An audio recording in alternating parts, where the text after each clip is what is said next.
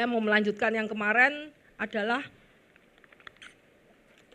tahun 2025 itu adalah tahun restorasi dan tahun pemurnian dan tahun judgment. Ada yang terjadi di dalam tahun 2025 ini. Ada orang yang mengalami kesusahan, sakit penyakit, ataupun keberangkutan, kemerosotan ekonomi di tahun-tahun yang lalu. Jika kita setia sama Tuhan, di tahun ini Tuhan akan kembalikan, direstorasi, ya. Dan kalau belum diuji yang tahun-tahun lalu, Tuhan masih memberikan berkat-berkat. Tahun ini akan dicoba oleh Tuhan. Engkau akan mengalami pemurnian dari Tuhan. Tetapi orang-orang yang tidak peduli sama Tuhan, orang-orang fasik, orang-orang dunia, mereka akan mengalami judgment, penghukuman daripada Tuhan. Kenapa? Karena Tuhan akan sebentar lagi datang. Maksud Tuhan semuanya untuk membawa mereka tidak lagi mengandalkan possession itu harta benda, tidak lagi memandang orang, tidak lagi memandang kepada manusia, dan pandangan kita hanya tertuju kepada Tuhan. Itu maunya Tuhan. Karena mengikut Yesus itu tidak hanya datang ke gereja, tapi mengikut Yesus itu memikul salib dan menyangkal diri. Maksudnya memikul salib gimana? Apa saya harus ambil salib tak pikul-pikul? Enggak. Mengikut Yesus itu harus tidak lagi menuruti keinginan daging kita, tetapi menempatkan kepentingan Kristus, menempatkan kepentingan firman di atas kepentingan diri sendiri atau pribadi. Dan itu belum tentu bisa dilakukan banyak orang. Karena kalau kita masih hidup di dalam daging, kita belum sunat hati, kata siapa itu, Amos atau siapa, sunat hati, kita belum menyunat hati kita atau belum mengalahkan keinginan daging kita, kita belum layak untuk mengikut Yesus. Jadi jangan dikira mengikut Yesus itu gampang tapi sulit. Karena kita harus menyangkal diri, karena kita harus mengasihi Tuhan lebih dari hidup kita, mengasihi Tuhan lebih dari keluarga kita, mengasihi Tuhan lebih dari harta kita, mengasihi Tuhan lebih dari semua yang kita miliki, itu baru mengikut Yesus. Karena Tuhan mencoba dengan apa? Dengan memurnikan. Karena Tuhan mau lihat kamu tuh ikut aku benar-benar cinta aku, atau karena segala kenikmatan yang aku beri. Atau kamu ikut aku atau karena seberkat. Kamu datang ke gereja karena takut tidak diberkati. Kamu datang ke gereja karena takut kamu tidak diberi kesehatan. Kamu ke gereja karena takut apa? Jadi mengikut Tuhan, Tuhan melihat motivasi anak-anaknya dalam mengikut Tuhan. Apakah sungguh-sungguh mencintai aku? Sekalipun aku tidak memberikan apa-apa, sekalipun kamu belum diberkati, sekalipun kamu belum dikasih kesehatan, itu diuji sama Tuhan. Bagi yang belum sembuh, kau sedang dalam taraf pengujian. Apakah dalam ketidaksembuhan kamu sungguh-sungguh mengasihi Tuhan, benar-benar mengikut Tuhan, itu diuji. Pada saat dalam Tuhan belum tolong pun kamu diuji Tuhan, apakah engkau sungguh-sungguh mencari Tuhan atau sudah cuek sama Tuhan. Kalau kita cuek sama Tuhan malah tidak sembuh-sembuh. Tapi dalam taraf pengujian, engkau diuji Tuhan dan engkau diberikan menempatkan Tuhan lebih dulu, berdoa senantiasa. Kami percaya bahwa Tuhan itu lihat engkau, yang kau lakukan Tuhan melihat, dan Tuhan akan memulihkan tepat pada waktunya. Amin. Jadi itulah yang terjadi. Tahun 25 adalah tahun restorasi, tahun pemurnian, dan tahun judgment. Ya, kalau kita orang yang percaya sama Tuhan, kita tidak akan di judgment. Karena firman Tuhan berkata tidak ada penghukuman bagi orang yang hidup di dalam Kristus Yesus. Kita sudah hidup di dalam Kristus Yesus. Jadi tidak ada penghukuman. Yang ada adalah pemurnian, ya. Bagi orang dunia yang tidak mengenal Kristus, mereka dijudge, dihakimi. Tapi bagi orang-orang yang cinta Tuhan, yang sudah mengenal Tuhan, kita akan dimurnikan. Yuk mari lihat. Kita lihat bagaimana cara pemurnian Tuhan terjadi. Sakaria 13 ayat 8-9. Di seluruh negeri demikian firman Tuhan, 2/3 daripada akan dilenyapkan. 2/3 itu adalah orang yang tidak mengenal Tuhan. Itu pasti dilenyapkan. 2/3 orang dilenyapkan. Orang-orang fasik, orang-orang dunia pasti akan dilenyapkan. Mati binasa, tetapi 1/3 daripadanya akan tinggal hidup. Tuhan tahu siapa yang menjadi miliknya, siapa yang bukan milik Tuhan. Jadi yang tidak milik Tuhan dihabisin. Kemudian aku akan menaruh yang 1/3 itu di dalam api dan akan memurnikan mereka seperti orang memurnikan perak. Aku akan menguji mereka seperti orang menguji emas. Terus apa caranya untuk restorasi? Mereka akan memanggil namaku dan aku akan menjawab mereka. Aku akan berkata mereka adalah umatku. Dan mereka akan menjawab, Tuhan adalah Allahku. Jadi pada saat kita masuk ke dalam pemurnian, tetap panggil nama Tuhan, tetap berserah sama Tuhan, Tuhan akan menjawab kamu dan kamu akan berkata, kamu adalah Allahku, penolongku, yang bisa memulihkan aku. Ya, jadi kita tahu bahwa di akhir zaman ini nanti akan 1/3 orang yang akan orang fasik akan dihancurkan, dilenyapkan, tetapi ada orang-orang anak-anak Tuhan akan dimurnikan. Kemudian kitab Daniel kita lihat banyak, ini kitab Daniel berbicara mengenai akhir zaman. Makanya Daniel di pasal 12 itu mengenai akhir zaman. Apa yang terjadi di akhir zaman sudah dinubuatkan di dalam kitab Daniel. Jadi kitab Daniel itu adalah kitab tentang profesi, nubuatan yang belum pernah terjadi. Dan ayat 12 itu mengenai Daniel, catatkanlah ini yang akan terjadi di akhir zaman. Padahal Daniel sudah mati, tetapi catatan Daniel dibicarakan sampai saat ini karena ini adalah nubuatan yang harus terjadi. Banyak orang akan disucikan dan dimurnikan dan diuji. Tetapi orang fasik akan berlaku fasik. Tidak seorang pun dari orang fasik akan memahaminya. Kalau orang tidak pernah kenal Tuhan Yesus, orang yang tidak punya iman sama Yesus, yang tidak sungguh-sungguh sama Yesus, itu Tuhan beri orang fasik. Orang fasik kalaupun diuji, dihukum, dia tetap aja fasik. Tidak berlaku baik, tidak lagi mendekat kepada Tuhan, kesalahan mereka tidak diperbarui. Apa toh salahku? Oh, tidak diperbarui, tidak tanya sama Tuhan, Tuhan kenapa engkau izinkan terjadi, kalau ada kesalahan aku minta ampun, tidak begitu. Tetapi mereka tetap saja berbuat kejahatan, tetapi orang-orang bijaksana yang akan memahaminya. Orang bijaksana itu apa? Kenapa orang disebut bijaksana? Karena dia berjalan sesuai dengan firman Tuhan. Makanya di Babylon atau di negara Nebukadnezar, semua orang-orang bijaksana dipanggil, tetapi hanya Daniel yang diangkat. Daniel, Sadrak, Meshak, Abednego yang diangkat menjadi pemimpin istana karena mereka bijaksana. Kenapa? Karena mereka takut akan Tuhan, punya roh pengenalan akan Tuhan. Saat engkau berjalan dalam firman Tuhan, engkau disebut bijaksana, bukan orang yang bodoh. Menurut dunia bodoh, tetapi menurut Tuhan bijaksana. Ya, jadi Tuhan berkata, ini adalah firman Tuhan, orang bijaksana memahaminya. Karena orang yang berjalan menurut rencana Tuhan akan memahaminya. Oh, ternyata rencana Tuhan untuk apa? Untuk keselamatan. Tuhan tidak menghendaki setiap orang mati. Tapi Tuhan mengasihi orang supaya mereka selamat dan berbalik dari dosanya. Kita lihat bagaimana Ayub pun mengalami pemurnian. Ayub diberkati Tuhan luar biasa. Jadi sebetulnya uang yang banyak, materi bukan ukuran kita diberkati atau enggak. Kenapa? Soal materi, kita kalau ngomong materi, orang dunia lebih kaya. Yes, orang dunia lebih kaya loh. Mereka kaya sekali.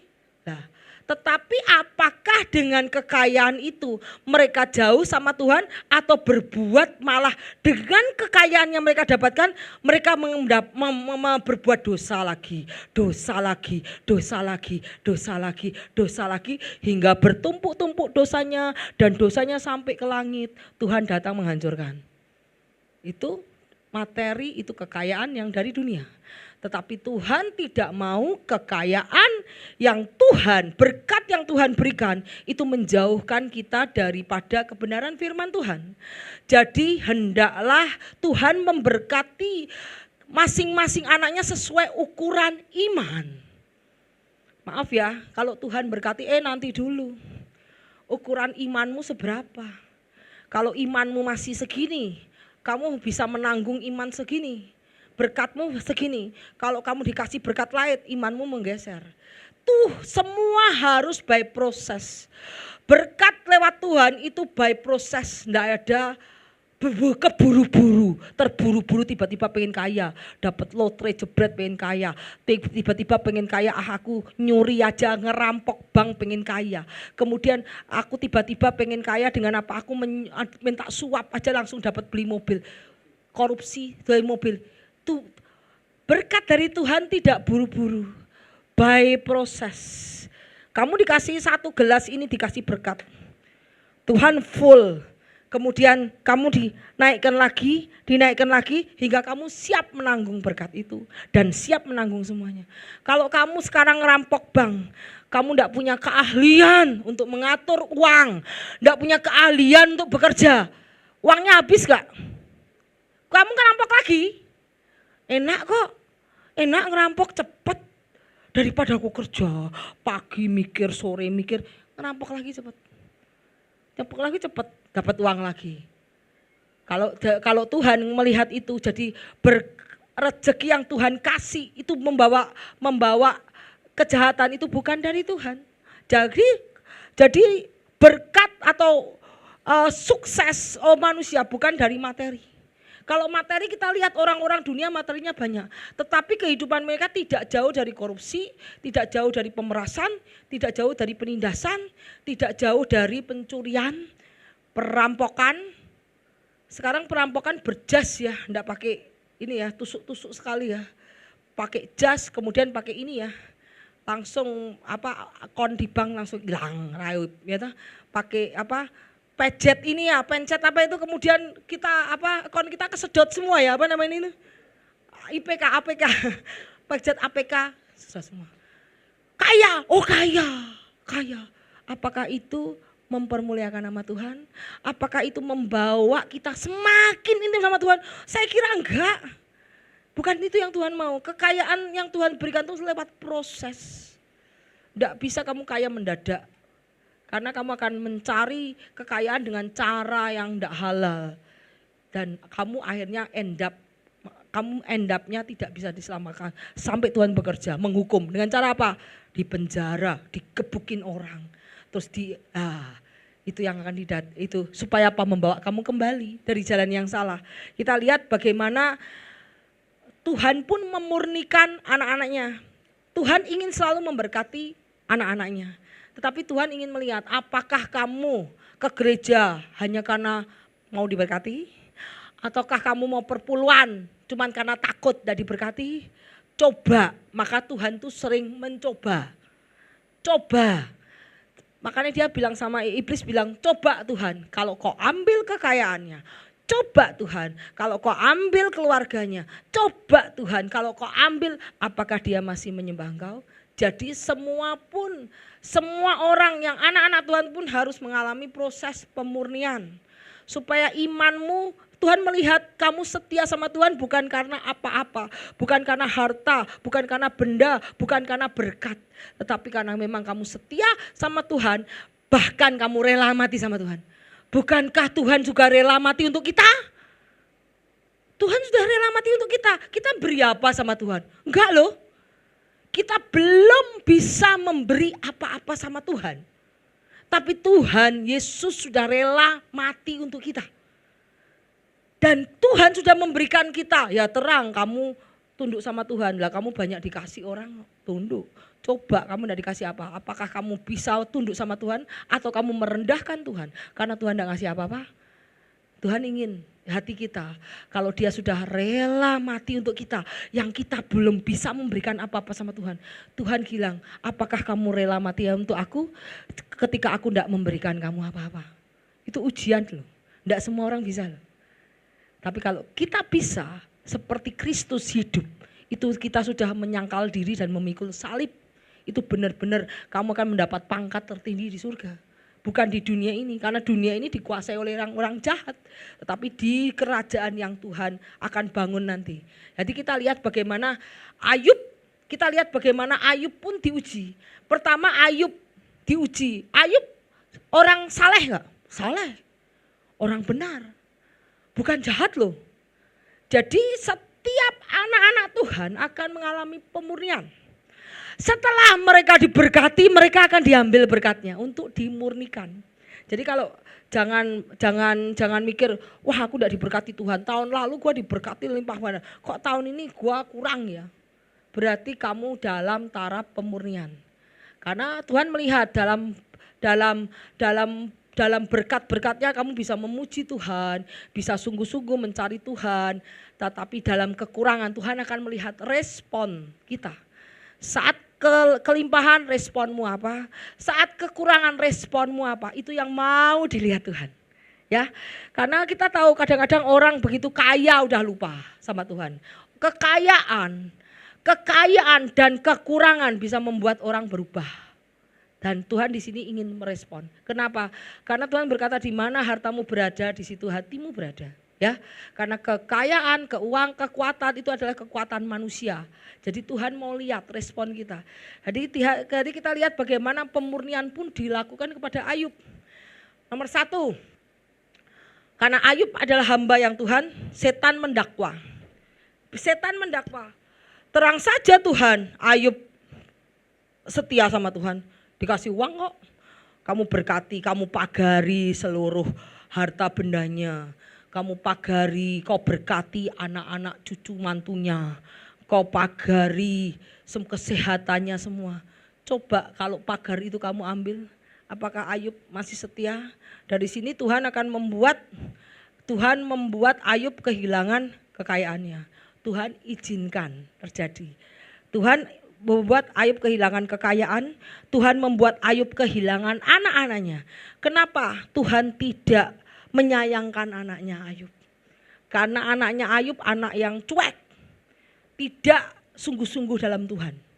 Dia hidupnya hanya pesta pora setiap hari, dan bapaknya orangnya dan anak-anak Ayub itu anak yang bandel.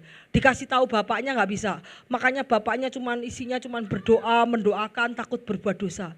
Jadi anak-anak Ayub pun anak-anak yang bandel, tidak peduli sama Tuhan, tidak percaya sama Tuhan. Ya percaya ya, tahu percaya, tapi istilahnya cuek-cuek sama Tuhan, tidak mencari Tuhan dengan sungguh-sungguh, maka Tuhan tidak menyayangkan. Kalau anaknya Ayub, anak yang saleh, berdoa senantiasa dan terus mencari wajah Tuhan, tidak mungkin Tuhan menghabisi anaknya Ayub.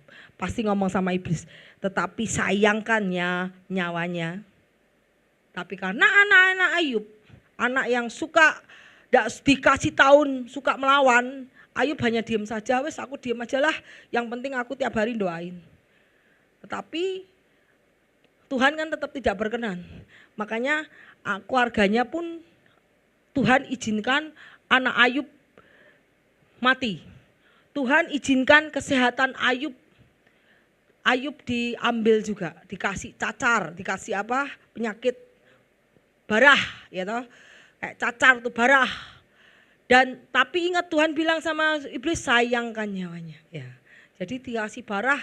Tuhan izinkan teman-temannya pun yang tadinya teman-teman mendatangi dia, senang, teman-temannya malah mengutuki dia. Jadi Tuhan akan izinkan kamu diambil kekayaannya, Tuhan akan izinkan keluarga kamu, Tuhan akan izinkan kesehatan kamu, Tuhan akan izinkan teman-teman kamu yang tadinya berteman secara luar biasa tiba-tiba mengutuki kamu dan tiba-tiba nasihati kamu yang tidak-tidak.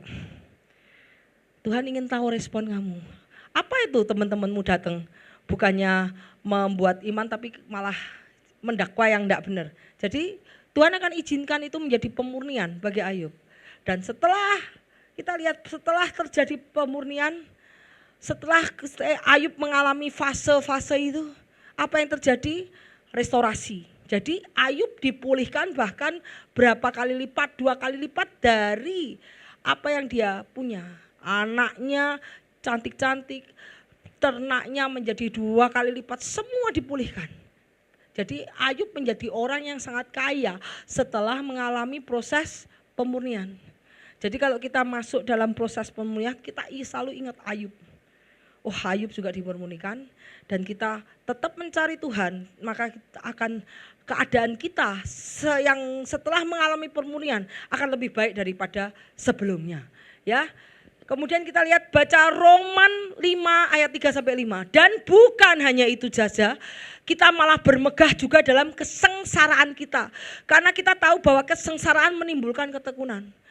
Dan ketekunan menimbulkan tahan uji, dan tahan uji menimbulkan pengharapan.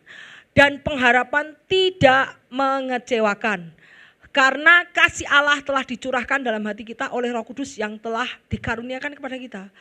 Jadi ketekunan itu endurance itu ketahanan kita di dalam kesengsaraan itu memproduksi, menimbulkan karakter. Jadi karakter kita dibentuk, karakter yang baik dibentuk dalam kesengsaraan. Tidak ada karakter terbentuk dalam kenyamanan. Tidak ada karakter yang baik terbentuk dalam zona nyaman, enggak. Kamu dalam zona nyaman pasti kamu malas.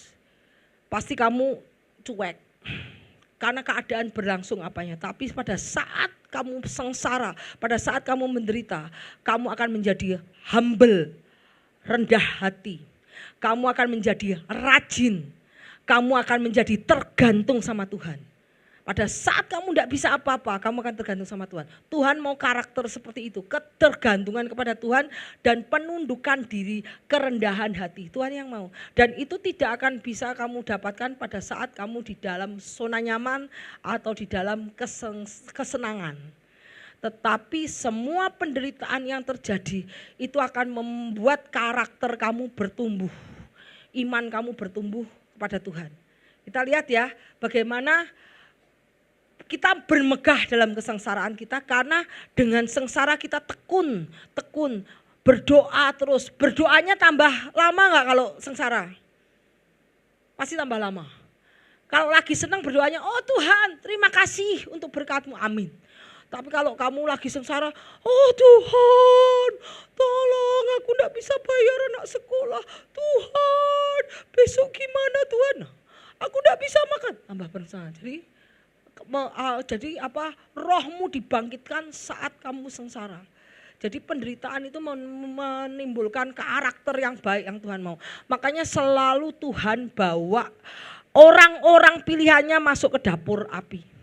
Yusuf dibawa ke dapur api. Yusuf dari orang kaya dibawa ke penderitaan jadi budak. Supaya Yusuf tahu rasanya bekerja.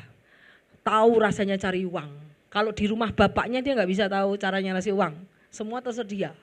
Dan Yusuf dilayani sebagai raja. Tetapi Yusuf sebagai budak, dia tahu rasanya bagaimana cari uang.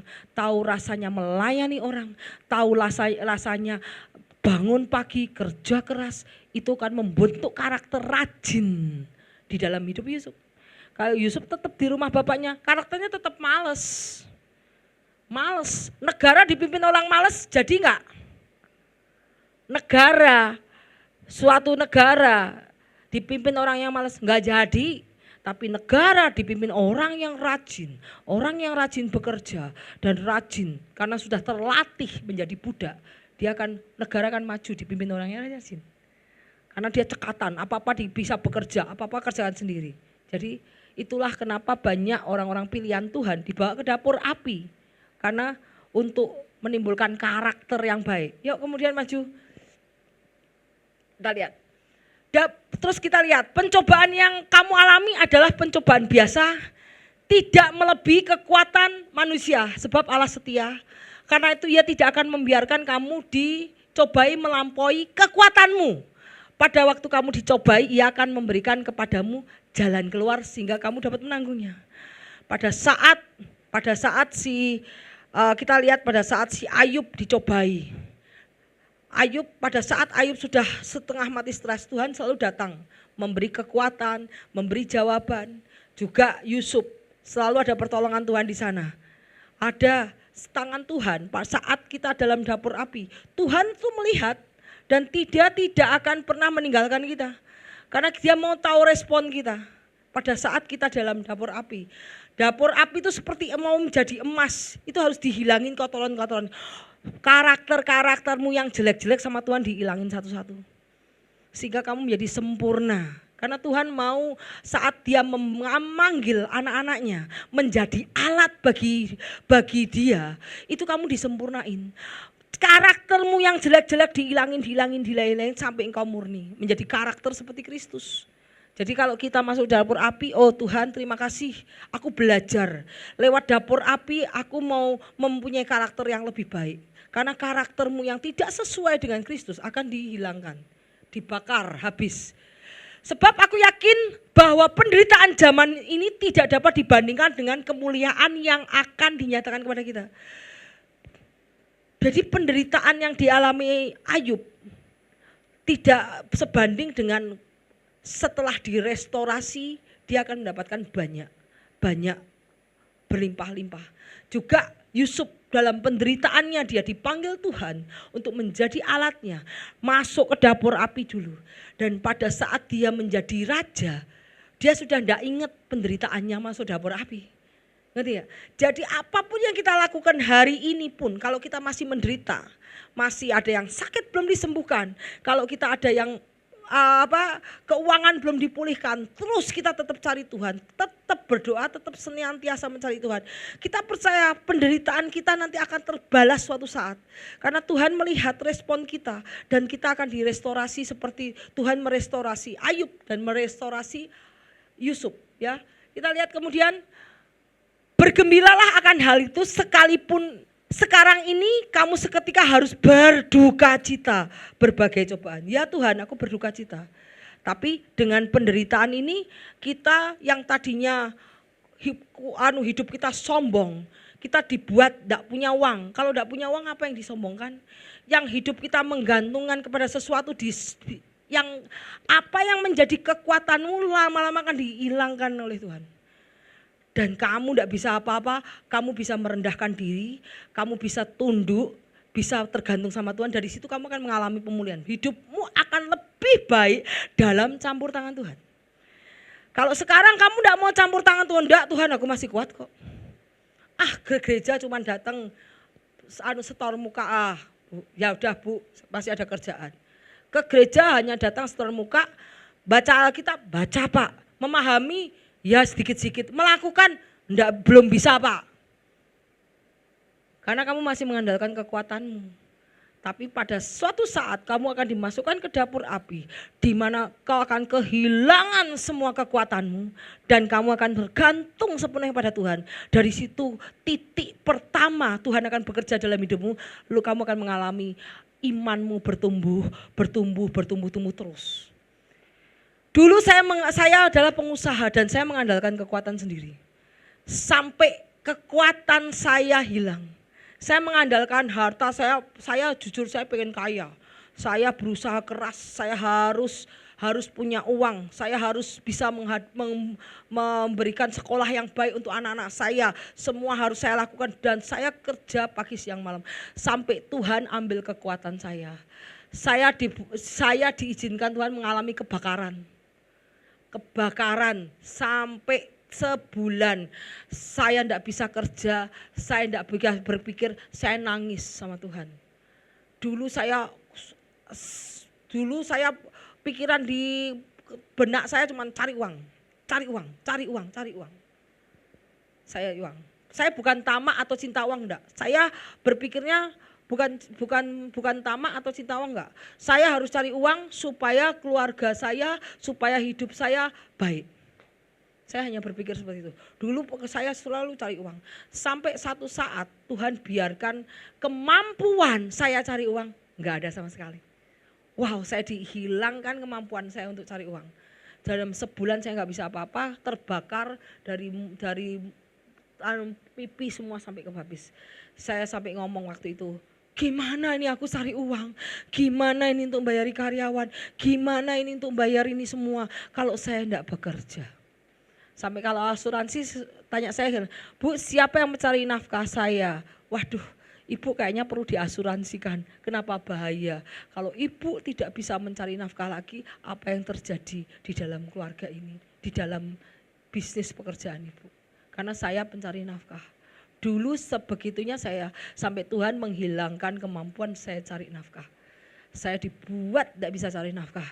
Dan saat itu saya baru duduk sama Tuhan. Wes Tuhan, aku pasrah. Aku tidak bisa cari uang lagi, aku tidak bisa berpikir, tanganku ini semua tidak bisa berpikir, tidak bisa kerja macam-macam. Saya hanya 1 bulan dibelabot, ya kalau luka bakar tuh ya dibolat-bolat, dikasih salep, dilibat-libat, dibalut-balut terus, balut-balut. Selama sebulan saya tidak bisa cari duit, tapi saya cuma berdoa, Tuhan, aku tidak urusan, aku pasrah. Kredit card nelponin semua sampai saya pasrah.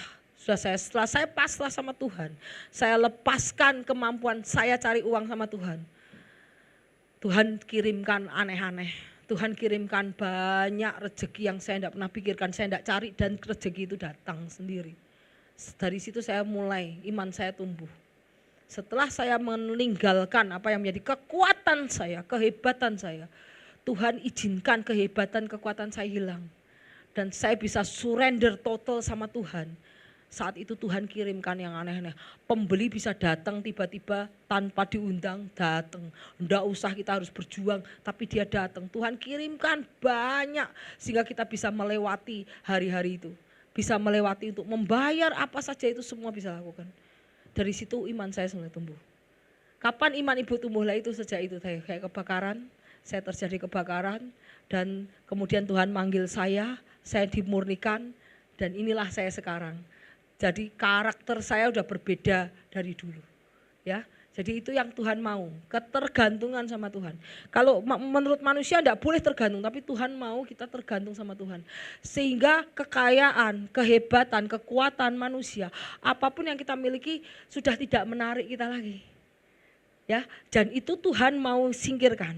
Itu mau dimurnikan lewat api. Jadi kalau kayak ada emas dimurnikan, itu yang kotor-kotor itu hilang, yang pasir-pasir yang jelek-jelek itu hilang. Jadi kamu dimurnikan jadi api. Jadi Tuhan tuh memurnikan lewat kejadian, lewat tragedi, lewat masalah, lewat penderitaan, engkau akan dimurnikan. Dan engkau akan sungguh-sungguh bisa lahir baru. Kalau enggak terjadi, mungkin saya enggak bisa lahir baru. Tapi kamu akan lahir baru setelah mengalami penderitaan. Ya, karena semua apa yang kamu andalkan lebih daripada Tuhan itu dihilangkan sama Tuhan. Ya, kita lihat bagaimana ini maksud semuanya untuk memurnikan kemurnian imanmu yang jauh lebih tinggi daripada nilai emas yang fana. Diuji kemurniannya dengan api sehingga kamu memperoleh pujian, kemuliaan dan kehormatan pada hari Yesus Kristus menyatakan dirinya. Jadi kenapa kamu harus dimurnikan? Ini maksud semuanya untuk membuktikan kemurnian imanmu yang jauh lebih tinggi daripada emas yang fana, emas biasa yang diuji kemurniannya dengan api. Jadi emas itu diuji kemurniannya dengan api, dibakar sampai kotorannya hilang dan dia timbul emas saja. Sehingga kamu memperoleh pujian, kemuliaan pada Yesus Kristus menyatakan kemuliaannya. Pada saat rapture nanti, orang yang sudah mengalami pemurnian, orang yang sudah lulus dalam pemurnian yang akan diangkat. Kalau kamu tidak lulus dalam pemurnian, sorry, kamu masih tinggal di bumi. Pada saat rapture nanti kamu tidak akan diangkat. Jadi kalau sekarang masih mengalami pemurnian, ayo kita harus bijak, harus pinter, harus cerdas. Apa yang karakter yang jelek kita jangan lakukan lagi. Ayo kita benar-benar mau ikut kehendak Tuhan. Jangan daging lagi yang terus dilakukan. Kita harus mengalahkan daging kita. Karena kenapa mengalami pemurnian? Karena Tuhan mau datang. Jadi semua orang dimurnikan dulu. Yang sungguh-sungguh cinta sama aku yang tak angkat. Yang masih cinta harta enggak. Karena kamu lebih mencintai harta daripada Tuhan. Siapakah yang dapat tahan di hari kedatangannya? Dan siapakah yang dapat berdiri apabila ia menampakkan diri? Sebab ia seperti api, tukang pemurni logam dan seperti sabun, tukang penatu. Siapa yang tahan pada hari kedatangan Tuhan? Mereka yang kuat dimurnikan, yang tidak berbalik. Ia akan duduk seperti orang memurnikan dan mentahirkan perak. Dan ia mentahirkan orang Lewi, menyucikan mereka seperti emas dan seperti perak, supaya mereka menjadi orang-orang yang mempersembahkan korban yang benar kepada Tuhan. Maka persembahan Yehuda, persembahan Yerusalem akan menyenangkan hati Tuhan seperti hari-hari dahulu kala dan seperti tahun yang sudah-sudah. Aku akan mendekati kamu untuk menghakimi dan akan segera menjadi saksi terhadap tukang sihir, orang berzinah, yang masih hidup berzinah, bertobat. Orang-orang yang bersumpah dusta, orang yang masih hidup dalam dusta, yang ngomong masih bohong, kamu tidak akan rapture, maaf. Bertobat. Jangan ada dusta dalam mulut kita. Jangan ada bohong dalam mulut kita. Kamu harus bertobat. Karena Tuhan akan mendekati kamu untuk menghakimi dan segera menjadi saksi terhadap tukang sihir, orang berzina, orang yang bersumpah dusta, dan terhadap orang-orang yang menindas, orang upahan, janda, anak yatim piatu, dan yang mendesak ke samping orang asing yang tidak takut kepadaku, kata Tuhan. Jadi menjelang akhir zaman ini Tuhan akan menghakimi orang-orang yang menindas orang miskin, orang yang berzina, orang yang suka bohong, sumpah palsu, itu semua akan dihakimi Tuhan. Ingat, kamu harus bertobat. Jangan lagi pakai bohong-bohongan. Ngomong jujur. Ngomong yang tulus. Hati harus dibereskan. Minta ampun. Yuk kita lanjut. Kita lihat ini yang sebelum. Kita lihat bagaimana soal pemurnian. Kita lihat bagaimana Abraham. Abraham itu sudah lama dia tidak punya anak. Terus kemudian dia punya anak. Aku akan mencoba Abraham. Abraham dicobai. Abraham itu diberkati Tuhan. Tapi Tuhan melihat Abraham tidak sayang sama berkat. Kenapa tidak sayang sama berkat?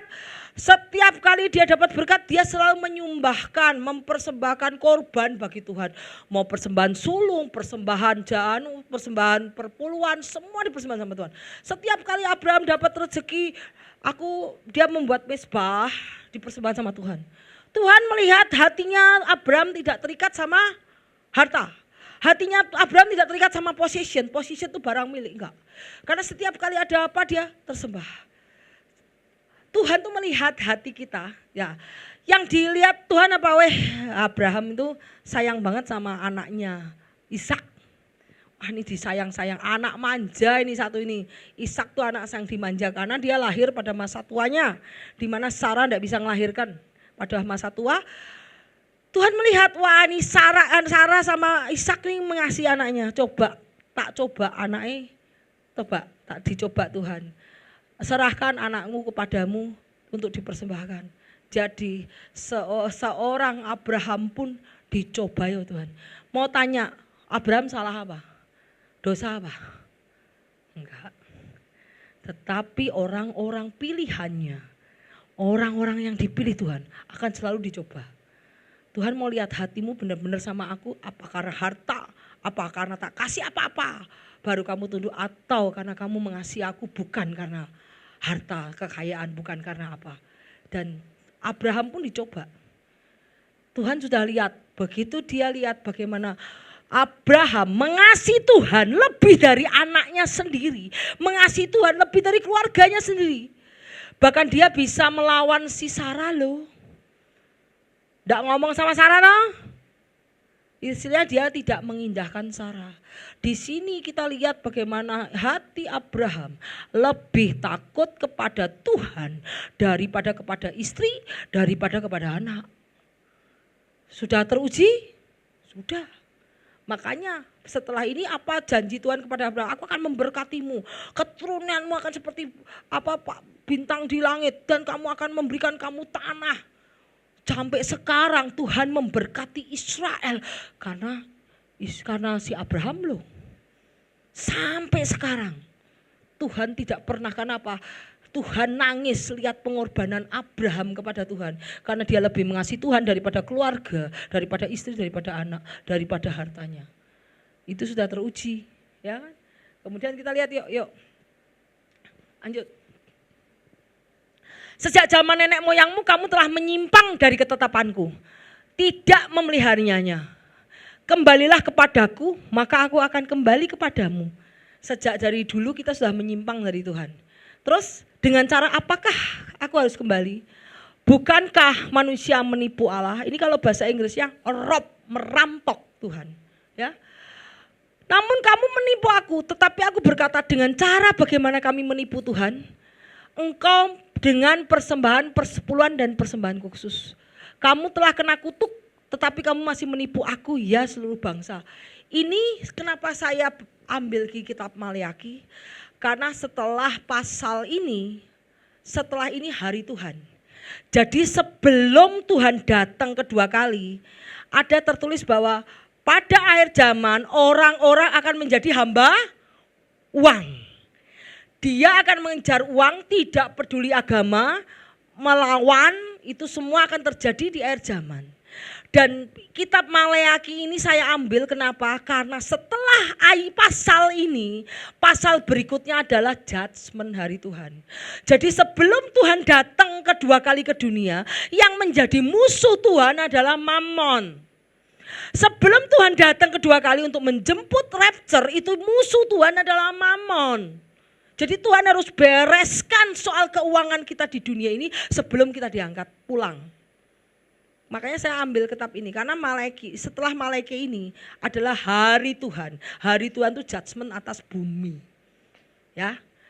Lihat nih, bawalah seluruh persembahan perpuluhan ke dalam perbendaharaan supaya ada persediaan makanan di rumahku dan ujilah aku. Tuhan juga minta diuji loh. Tuhan mencoba kita, tapi Tuhan bilang, aku mencoba kamu, tapi kamu juga bisa nguji aku. Firman Tuhan, apakah aku tidak membukakan bagimu tingkap-tingkap langit, mencurahkan berkat kepadamu sampai berkelimpahan. Jadi Tuhan mau bereskan soal keuangan kita sebelum kita berangkat. Ya, aku akan menghardik bagimu belalang pelahap, supaya jangan dihabisinya hasil tanahmu, supaya jangan pohon anggur di padang tidak berbuah bagimu. Maka segala bangsa akan menyebut kamu berbahagia. Jadi pada Tuhan akan membereskan keuangan. Apakah selama ini kamu beribadah, kamu sudah memberikan yang terbaik untuk Tuhan? Memberikan uangmu untuk pekerjaan Tuhan? Karena musuh Tuhan akhir zaman ini, pada zaman akhir orang akan menjadi hamba uang. Musuh Tuhan di akhir zaman bukan patung, tetapi adalah uang. Jadi Tuhan membereskan. Kalau kamu tidak mau memberikan untuk pekerjaan Tuhan, untuk perlangsungan gospel, penyebaran Injil, berarti kamu tidak mengasihi Tuhan. Ya. Jadi kita lihat terus ini. Kita lihat. Jadi firman Tuhan yang sebelum pada akhir zaman ini juga mengenai untuk kasihilah Tuhan Allahmu dengan segenap hatimu. Kasihilah sesamamu manusia. Jadi firman Tuhan, kasihlah Allahmu dengan segenap akal budimu, ke atas. Kasihlah manusia dan sesamamu manusia, ke bawah. Jadi pada saat kita memberikan uang atau dana atau uang kita, apa yang kekuatan kita mamon itu untuk pekerjaan Tuhan. Uang untuk pekerjaan Tuhan. Kita sedang mengasihi Tuhan. Pada saat kita memberikan uang untuk orang-orang yang miskin, kita lagi mengasihi sesama. Jadi ada hukum yang harus langsung, yaitu kasihlah Tuhan Allahmu dan kasihlah sesama manusia. Saat engkau melepaskan uang yang harusnya orang-orang menyebut tuan, zaman sekarang apa yang menjadi tuan? Uang adalah menjadi tuan. Zaman oleh orang-orang fasik menjadi tuan.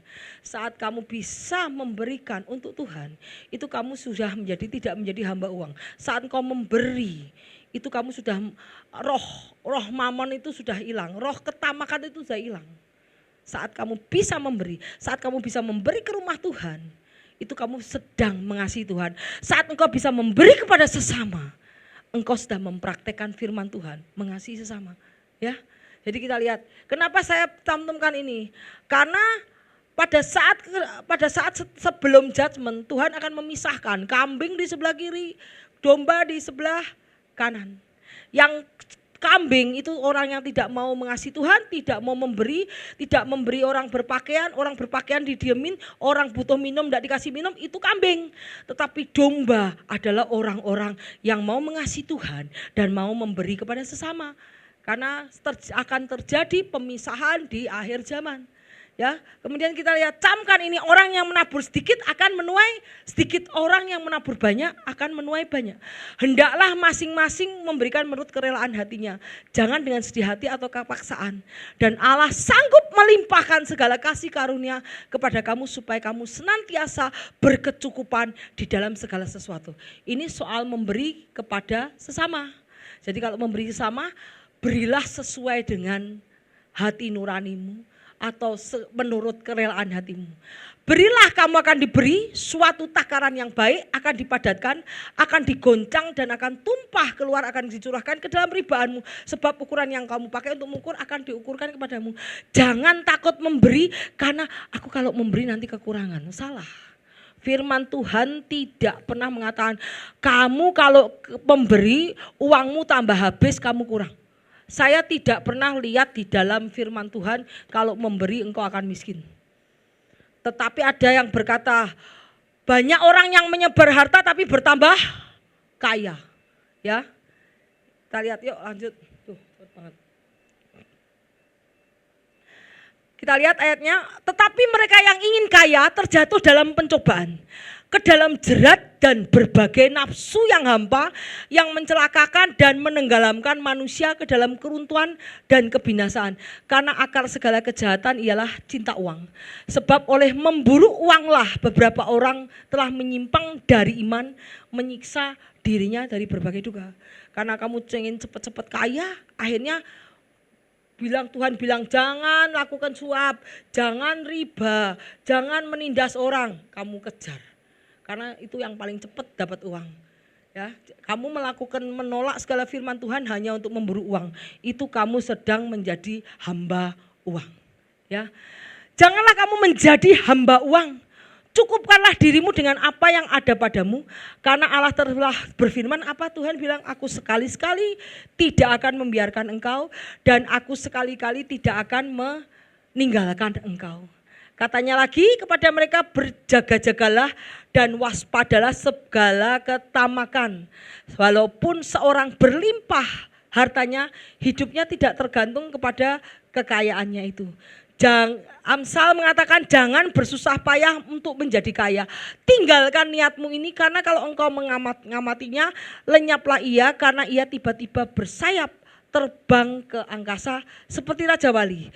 Tetapi engkau haruslah ingat kepada Tuhan Allahmu, sebab Tuhanlah yang memberikan kamu kekuatan untuk mendapatkan kekayaan, dengan maksud menuguhkan perjanjian yang diikrarkan dengan sumpah kepada nenek moyangmu, yaitu siapa? Abraham. Wow, Tuhan tuh sangat menghargai pengorbanan. Abraham, apa yang dikasihnya dikasih ke, sampai sekarang Tuhan memberkati kita karena kita adalah Abraham, cangkokan. Anak-anak Tuhan cangkokan. Karena Israel diberkati Tuhan, karena sumpah dengan nenek moyangmu. Begitu Tuhan sangat menghormati pengorbanan kita. Ya, kita lihat, peringatkan kepada orang-orang kaya di dunia ini agar mereka jangan tinggi hati, jangan berharap kepada sesuatu yang tidak tentu seperti kekayaan, melainkan kepada Allah yang dalam kekayaannya memberikan kepada kita sesuatu untuk dinikmati. Peringatkan agar mereka berbuat baik, menjadi kaya dalam kebajikan, ke atas, ke samping, memberi dan membagi. Dengan demikian mereka mengumpulkan suatu harta sebagai dasar bagi dirinya sendiri di waktu yang akan datang, ketika kamu hidup yang sebenarnya. Berarti hidup di dunia ini tidak sebenarnya loh. Hidupmu sekarang ini bukan sebenarnya. Karena di situ dikatakan hidup di waktu yang akan datang untuk mencapai hidup yang sebenarnya. Hidup yang sebenarnya itu nanti di kerajaan yang Tuhan pimpin, bukan sekarang ini. Ini baru pencobaan. Dunia ini adalah trial, pencobaan. Dunia ini adalah padang gurun. Padang gurun. Dunia ini padang gurun. Tuhan kan coba berapa yang masuk tanah Kanaan. Dikasih berkat ngomel, dikasih ini enggak bersyukur. Ini padang gurun. Jadi kita ini masih hidup di dunia yang bukan sebenarnya. Dengan kamu dikasih kelimpahan, kamu memberi, berbagi, itu kamu mengumpulkan harta, kamu sedang membangun rumah untuk kamu di surga. Bukan untuk dirimu sendiri, ya.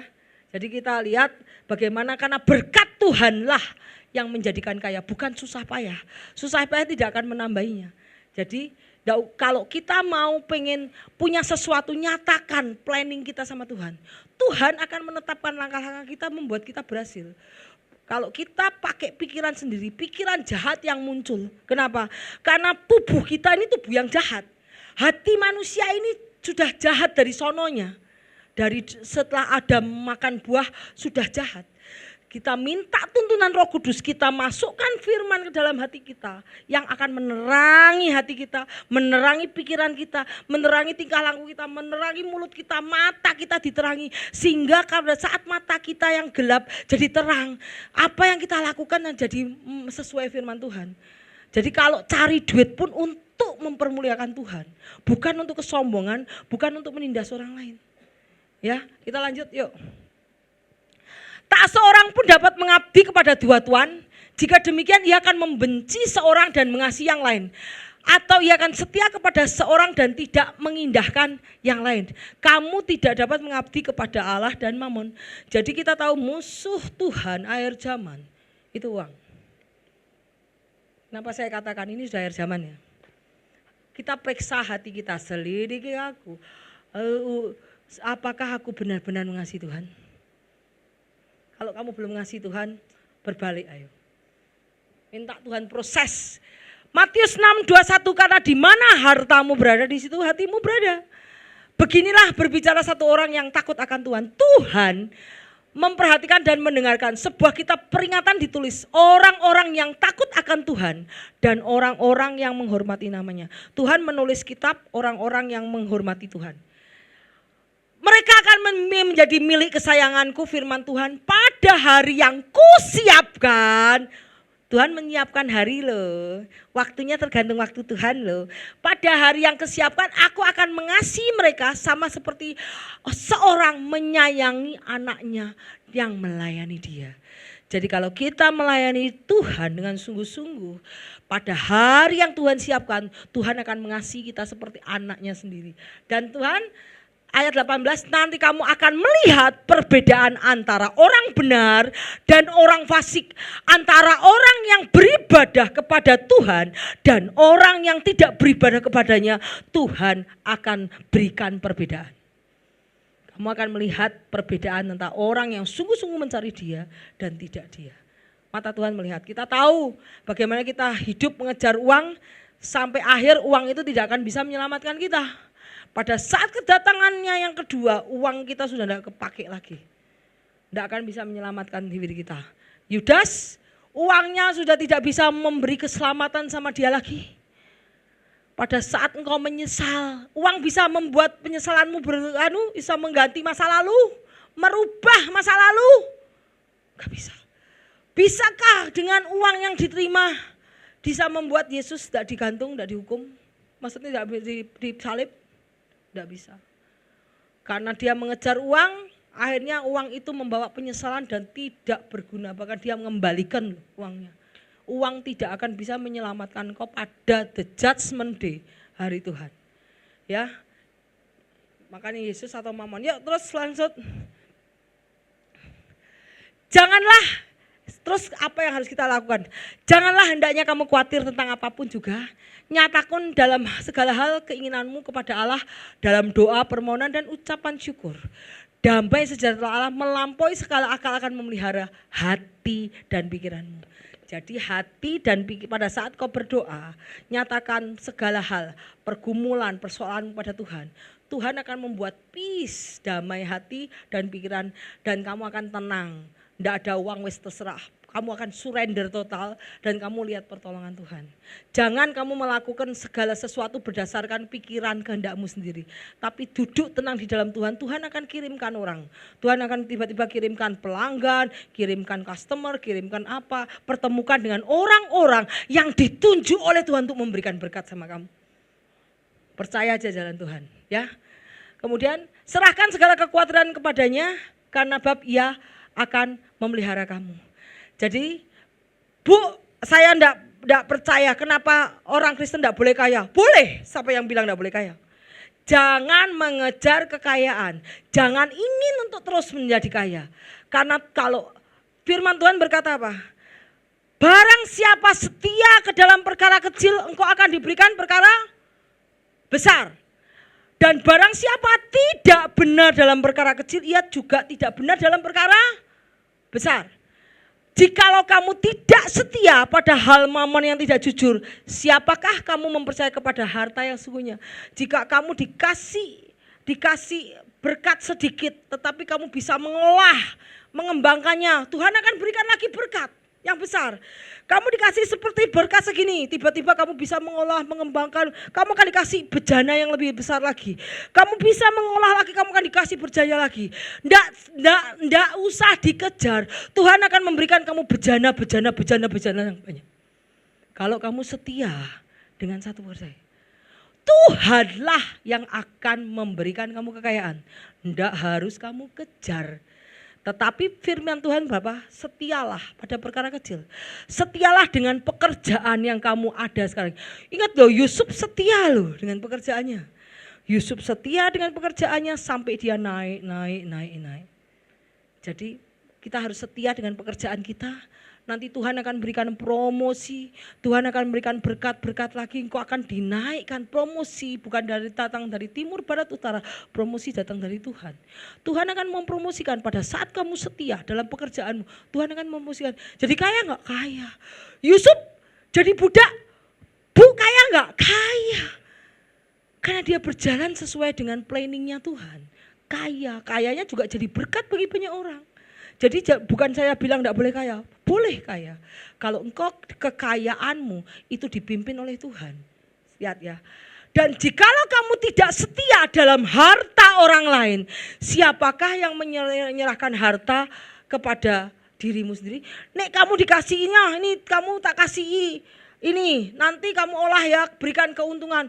Aduh Bu, saya rugi, besok rugi. Mau enggak kamu ngasih lebih banyak lagi? Gak mau. Kemarin saya ada teman saya juga dari orang sarang. Bu, saya barusan invest di jual beli sarang burung. Terus, aduh Bu, saya invest berapa lu? 3 miliar. Terus, pertama Bu, saya dikasih income, dikasih profit. Berapa lama profit? Ya 5 bulan, 6 bulan. Setelah itu ngomongnya rugi. Bu, ini sekarang orangnya ngilang, rugi. Terus aku terpaksa aku polisikan. Lah kalau dikasih 3M aja enggak bisa mengembalikan, memberikan profit, keuntungan bagi investornya. Bisa dikasih 5M enggak? Mana bisa. Enggak usah 5M, kamu dikasih uang 500.000 aja. Nya usaha berapa ini bisa nih tak kasih keuntungan, ini modalmu, ini keuntunganmu, dikasih lebih banyak lagi. Itu namanya kamu setia dalam perkara kecil. Nggak rasa kalau kamu setia, jadi besar, jadi kaya. Nggak harus dikejar lewat perbuatanmu. Yang ngejar harta itu kan akhirnya dia menghalalkan segala cara untuk cepat kaya. Itu yang nggak boleh. Tetapi orang Kristen boleh kaya? Boleh. Supaya nama Tuhan dipermuliakan. Lewat kekayaannya bisa membantu banyak orang, bisa jadi berkat. Seorang hamba tidak akan bisa jikalau kamu tidak setia dalam harta orang lain, siapa yang akan menyerahkan harta sendiri kepadamu? Seorang hamba tidak dapat mengabdi kepada dua tuan. Karena demikian ia akan membenci seorang dan mengasihi yang lain, dan setia kepada seorang dan tidak mengindahkan yang lain. Kamu tidak dapat mengabdi kepada Allah dan kepada mammon. Juga setiap orang yang punya 2 pekerjaan. Kalau ada 2 kerjaan, wah pasti yang satu lebih mengasihi pekerjaan, yang satu enggak. Bisa setia enggak pekerjaan? Pekerjaan yang ini ditinggal lah, enggak urusan lah. Yang penting gua dapat gaji. Mau pabriknya bangkrut, perusahaannya bangkrut, gue nggak peduli. Gue cari job sendiri. Orang kayak gitu bisa diberikan pekerjaan yang besar? Gak bisa. Bisa diberikan perusahaan? Gak bisa. Karena dia lagi mengabdi kepada dua pekerjaan. Pekerjaan dia enggak apa-apa, yang penting gua gajian. Mau usaha bangkrut enggak urusan. Yang penting gua cari kerjaan sendiri. Akhirnya dia bekerja di dalam perusahaan itu. Ya lama-lama dipecat. Kalau seorang karyawan juga tidak bisa menghasilkan pada perusahaan, dia dipecat. Sama Tuhan, iya sama. Yuk kita lihat ayatnya nih, yang tadi coba lihat. Lihat nih, kita ingat perumpamaan tentang talenta. Orang yang punya 2 talenta, 5 talenta, 1 talenta. Yang 2 talenta, Tuhan, kamu sudah memberikan 2 talenta. Ini 2 talentanya, ini profitnya Tuhan, tak kembalikan ke kamu. Wah, kowe hamba yang baik. Kamu tak kasih 2 talenta, kamu ngembalikan modalku sama keuntunganku. Seneng enggak raja nih? Seneng, dikasih modal lagi enggak? Kasih. Terus datang yang kelima. Yang 5 bilang, Tuhan kamu ngasih aku 5 talenta. Ini tak kasih, ini Tuhan ini modalmu 5. Tuhan selama aku dikasih talenta sama Tuhan, aku berusaha benar dan aku menghasilkan untuk Tuhan. Ini Tuhan 5 talenta tak kasihin kamu lagi. Waduh, tuannya yang tadi ngasih 5 jadi 10. Yang tadi ngasih 2 jadi 4. Senang enggak tuannya? Oh senang, wah kamu hebat. Besok aku punya lagi, tak kasihin ke kamu lagi. Itu namanya hamba yang setia dalam hal keuangan.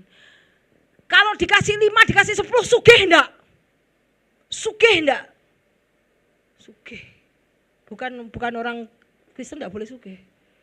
Dia harus diproses dulu dalam perkara kecil. Setia dalam hal keuangan, baru Tuhan naikkan. Kalau kau enggak setia, gimana kamu mau kaya? Ngerampok. Enggak bisa.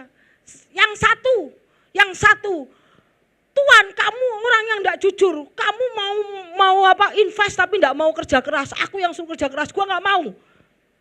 Lah kurang ajar toh, aku ngasih kamu modal, kamu lakukan itu untuk memberi keuntungan aku, malah kamu enggak mau, ya sudah. Kalau kamu enggak mau enggak usah, tak ambil aja. Diambil enggak talentanya? Karena dia enggak layak, enggak bisa.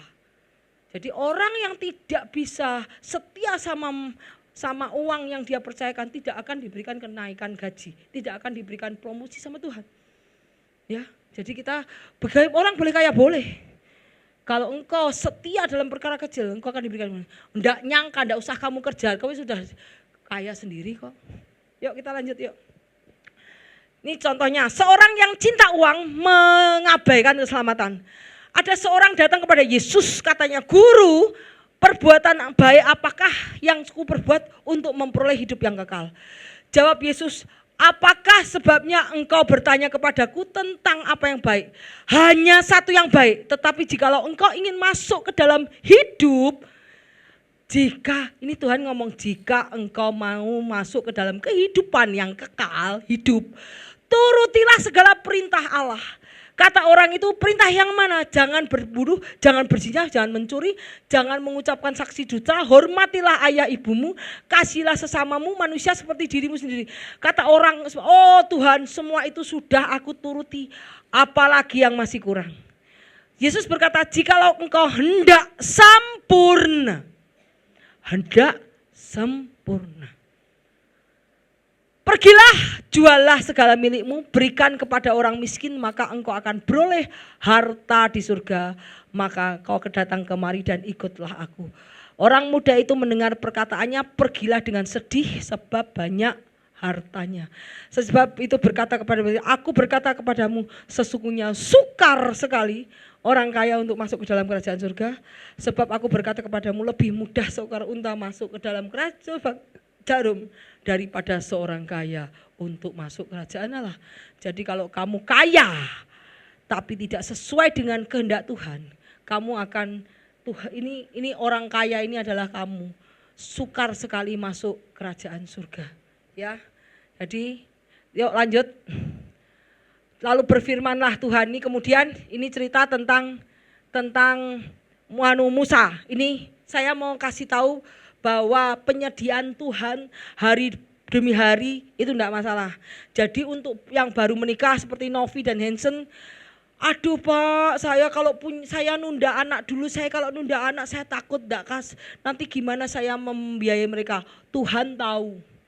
Tuhan itu tahu jumlah anakmu, jumlah keluargamu ada 1, 2, 3 tahu. Kita belajar dari penyediaan Tuhan di padang gurun. Yuk kita belajar. Lalu berfirmanlah Tuhan kepada Musa, sesungguhnya aku akan menurunkan langit hujan roti bagimu.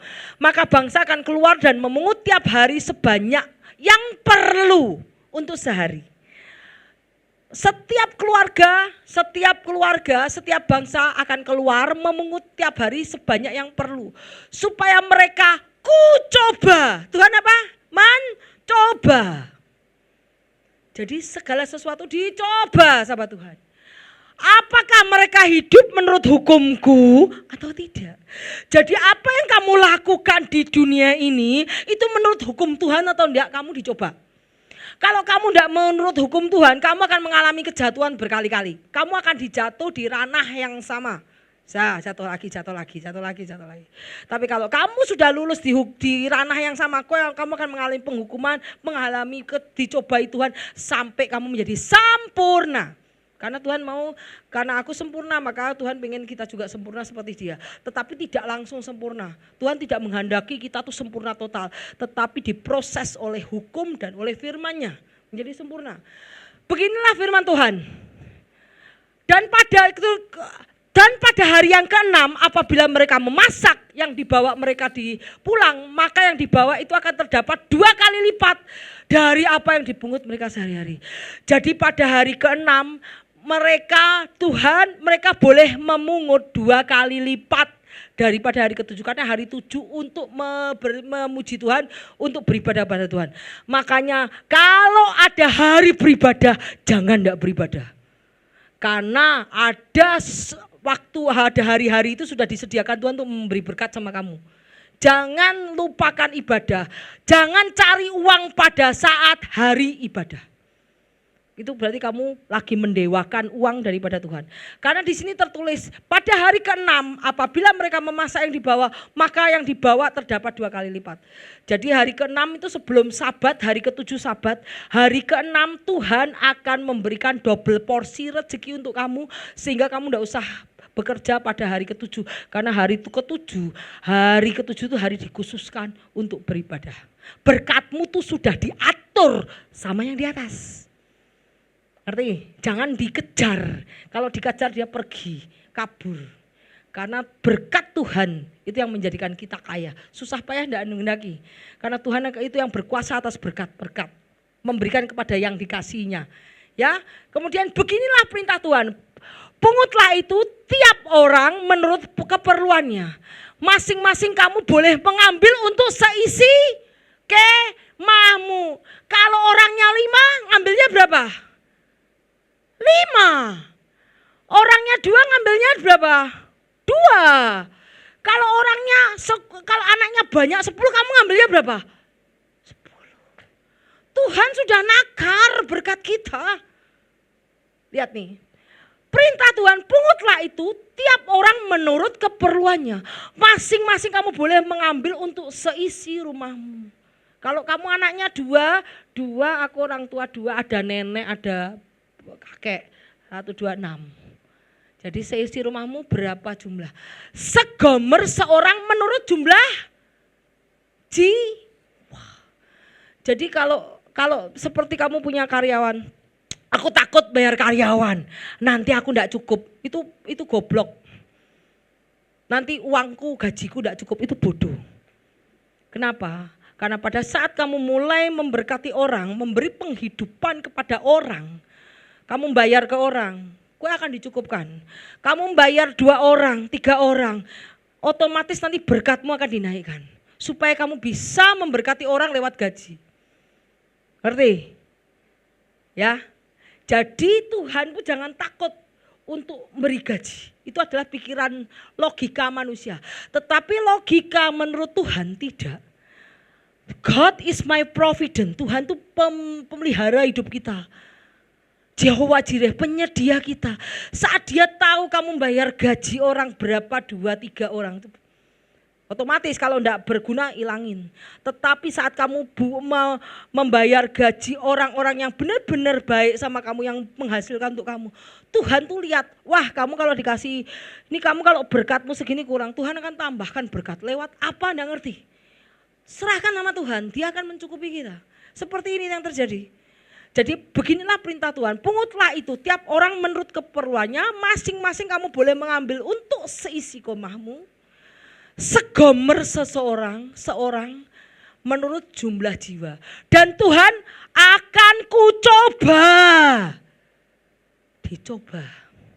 Kue ngambilnya berapa? Nek 5 orang kue ngambil 10 berarti kue serakah. Tol? Tuhan di sini mencoba, akan kucoba mereka, apakah mereka menurut hukumku. Nek kue seromai si 5 kue ngambil 10 kue serakah, nanti yang 5 berulet.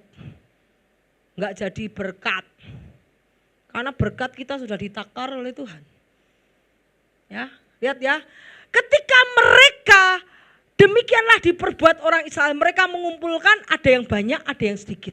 Sesuai dengan keperluannya.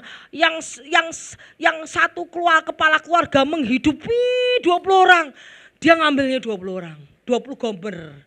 Yang satu orang menghidupi 4 orang, dia cuma ngambil 4 gomer. Kalau ada yang banyak, jadi berulet. Karena Tuhan mencoba, kue serakah apa enggak? Ya lihat, ketika mereka menakarnya dengan gomer, maka orang yang mengumpulkan banyak tidak kelebihan. Dan orang yang mengumpulkan sedikit tidak kekurangan, tiap orang mengumpulkan menurut keperluannya. Musa berkata kepada mereka, seorang pun tidak boleh meninggalkan daripadanya sampai pagi. Tidak boleh disimpan sampai pagi, dimakan habis sudah. Tidak usah disimpan. Tuhan, wow, saya lihat bagaimana keadaan di Mesir itu mengajarkan anak-anak Tuhan tergantung sepenuhnya. Besok tidak ada berkat Tuhan, tidak makan. Jangan meninggalkan sampai pagi. Pokoknya makan habis sudah. Besok ada urusannya sendiri. Tuhan ngasih berkat lagi. Tetapi ada yang tidak mendengarkan. Pasti ada dong yang tidak mendengarkan. Banyak orang tidak taat tuh banyak. Betul gak? Sekarang kita ngomong, kamu jangan masuk busway. Ada enggak yang enggak taat? Ada. Kamu kalau ke ini harus naik pakai apa itu? Helm. Ada juga enggak yang enggak taat? Ada. Ada yang enggak taat. Tetapi ada yang tidak mendengarkan Musa dan meninggalkan daripadanya sampai pagi lalu berulat. Begitu perut kenyang disimpan berulat. Ya tak? Ada yang tidak mendengarkannya. Dan Musa menjadi marah. Kok kamu tidak percaya, perintah Tuhan tidak boleh lakukan. Pada saat engkau tidak ada ketaatan, pasti sesuai yang buruk terjadi. Yuk lanjut. Setiap pagi mereka memungutnya, tiap-tiap orang menurut keperluannya. Tetapi ketika matahari panas, cairlah itu. Jadi di sini Tuhan mengajarkan orang Israel untuk bekerja. Pagi-pagi dia harus pergi mengumpulkan makanannya. Nek bangunnya siang dapat makanan enggak? Enggak. Tapi kalau ada ibu-ibu yang rajin ya pasti dia ngambilin untuk anaknya ya. Biasanya anaknya tidur dulu ya. Dia lihat di sini. Jadi setiap pagi mereka memungutnya, tiap orang menurut keperluannya, tetapi pada matahari panas cairlah itu. Pada hari yang ke-6 mereka memungut roti itu 2 kali lipat. Dan 2 gomer untuk tiap orang. 2 gomer. Tadi berapa gomer setiap hari? Pada hari sebelum Sabat tuh, kalau hari sekarang Sabtu, Tuhan bilang kamu ambil 2 gomer tiap orang. Kalau 20 orang yang kamu ambil 40 gomer. Minggu enggak usah kerja. Sabat tidak boleh bekerja. Kenapa? Memuji Tuhan. Datang ke rumah ibadah. Jangan cari duit. Dan pada hari ke-6 memungut roti itu 2 kali lipatnya, 2 gomer untuk tiap orang, tadinya 1 gomer, tapi khusus sebelum hari Sabat.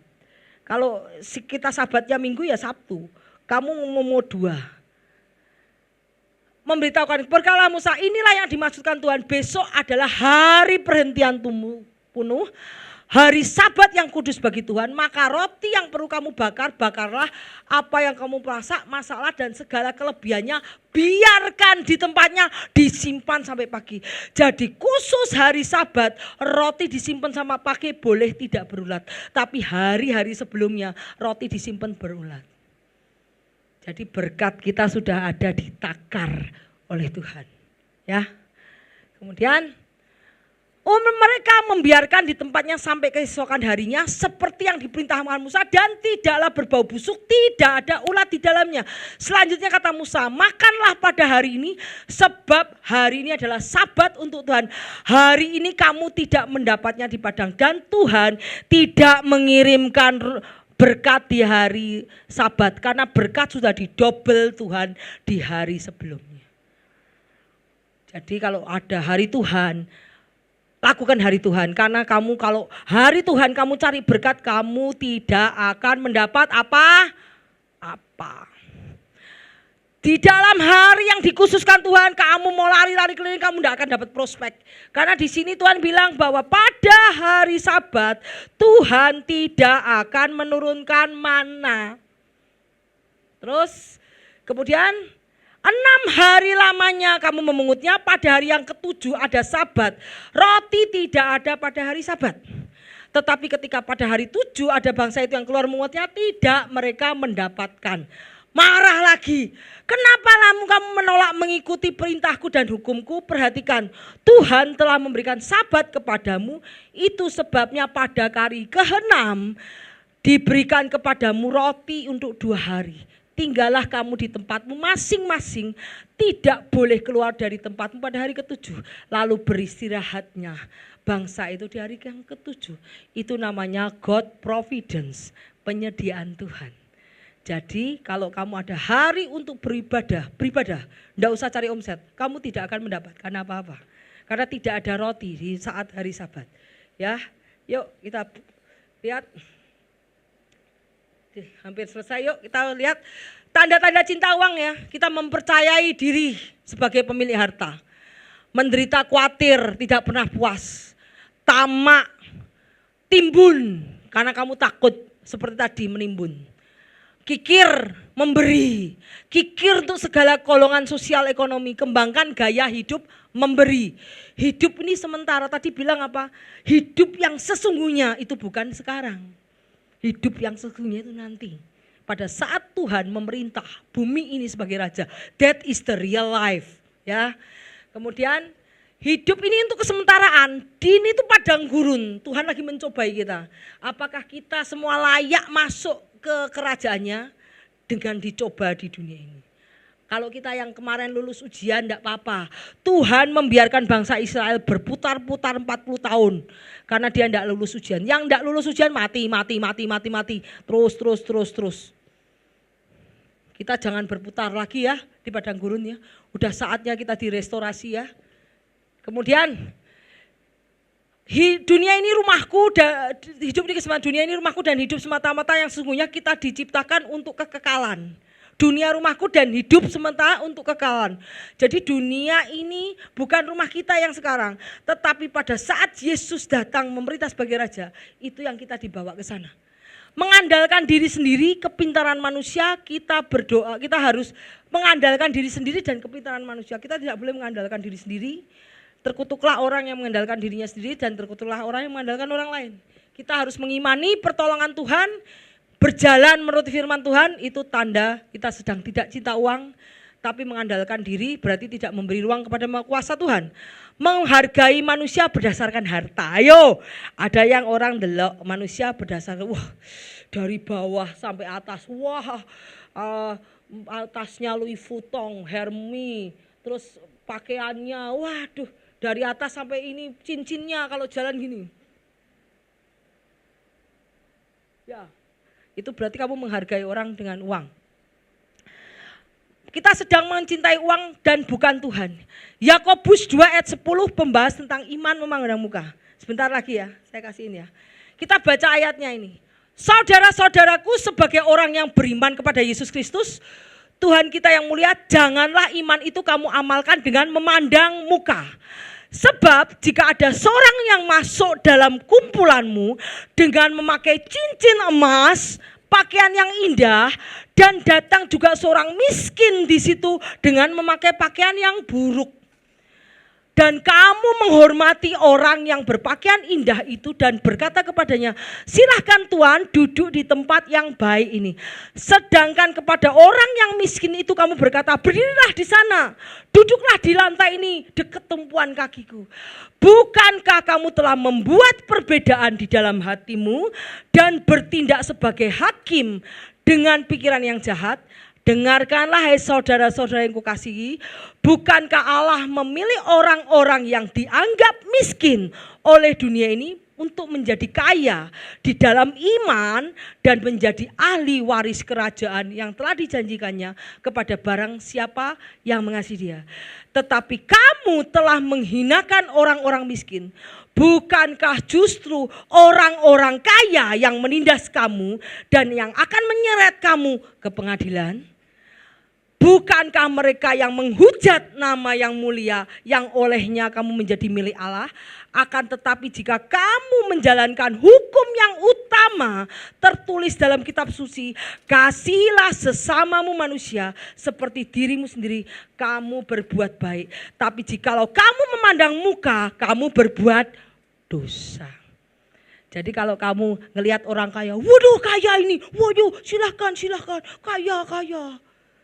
Yang miskin, alah kamu miskin, udah belakang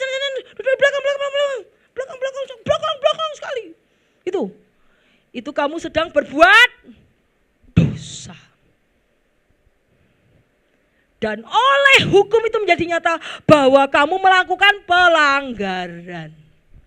Sebab barang siapa menuruti seluruh hukum itu, tetapi mengabaikan satu bagian daripadanya, ia bersalah terhadap seluruhnya.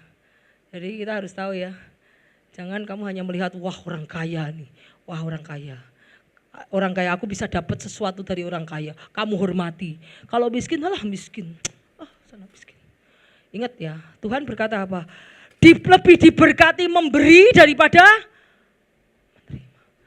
Berarti sudah ditakar belum? Ditakar enggak sama Tuhan? Berarti orang yang suka memberi berkatnya lebih banyak daripada orang yang menerima. Hey guys, ini prinsip firman Tuhan. Kita hidup dalamnya. Ada tertulis kalau yang memberi lebih diberkati daripada menerima. Jadi sudah ditakar Tuhan. Orang yang banyak memberi berkatnya lebih banyak daripada orang yang menerima. Ya, kita lihat ya. Jadi kamu kenapa tanda cita uang mempercaya diri hanya sebagai pemilik harta padahal bukan. Kalau kamu mempercaya diri pemilik harta, hartamu bisa diambil Tuhan dengan gampang seperti Tuhan mengambil harta Ayub. Kedua, menderita rasa khawatir, tidak pernah puas, pengennya lebih, ketamakan muncul. Ketiga, tamak menimbun uang, mengkikir memberi. Kalau kamu sudah menimbun orang, memberi itu jadi kikir, jangan nanti uangku kelong. Padahal itu prinsip dunia. Prinsip firman Tuhan, diberkatilah orang yang beri. Takaran yang dipadatkan, takaran Tuhan akan dipadatkan, diberikan kepadamu. Tuhan itu yang menakar berkat kita. Kemudian kita lihat hidup sementara. Jadi kamu di dalam dunia ini padang gurun, kue diuji. Apa yang kamu lakukan dengan uang? Karena musuh terakhir Tuhan di dunia ini adalah uang. Kemudian mengandalkan diri sendiri, kepintaran manusia, itu adalah kalau kamu merasa hebat cari uang.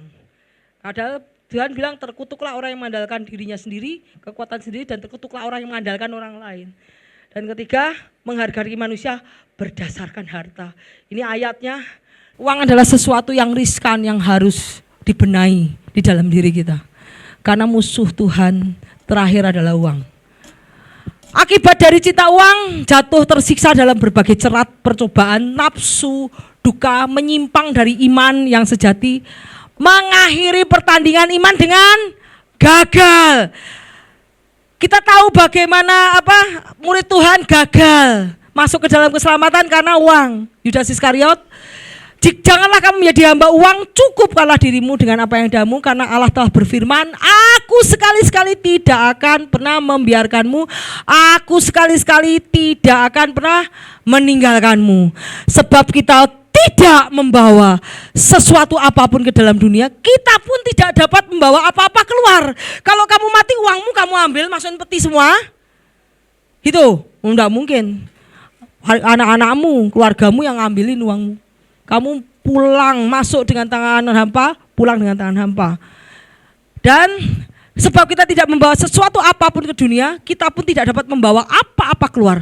Asal ada makanan dan pakaian cukuplah. Tetapi mereka yang ingin kaya terjatuh ke dalam pencobaan, ke dalam jerat, dan ke dalam berbagai nafsu yang hampa dan yang mencelakakan dan menenggelamkan manusia ke dalam keruntuhan dan kebinasaan.